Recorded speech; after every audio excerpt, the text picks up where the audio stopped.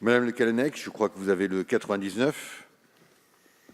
Oui, merci Monsieur le Président. Cet article remet clairement en cause la liberté d'instruction et notre amendement vise à le supprimer.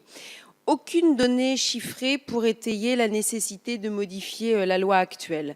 Malgré l'augmentation de 30%, les enfants hors école ne représentent que 0,3%, dont moins de 0,09% instruits en famille.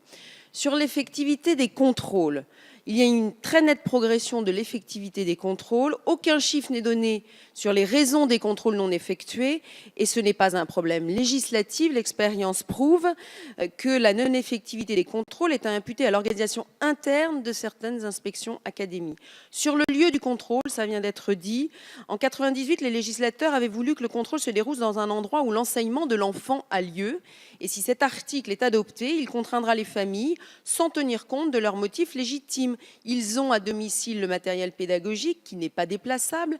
L'enfant sera évalué dans le contexte habituel de l'instruction. Ne parlons pas des difficultés et des coûts du déplacement. Sur les modalités de contrôle, aujourd'hui, les personnels chargés de ce contrôle risquent d'interpréter cet article comme une autorisation à imposer systématiquement des évaluations scolaires. Depuis 1998, les gouvernements ont garanti que les procédures d'évaluation ne sont pas applicables aux enfants instruits en famille et que l'autorité compétente en matière d'éducation doit contrôler la progression de l'enfant en fonction de ses choix éducatifs.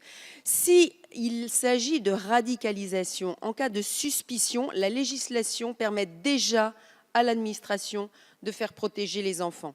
Et s'il s'agit de maltraitance, là encore, en cas de suspicion, l'éducation nationale dispose de tous les moyens nécessaires pour permettre à l'État de porter assistance aux enfants.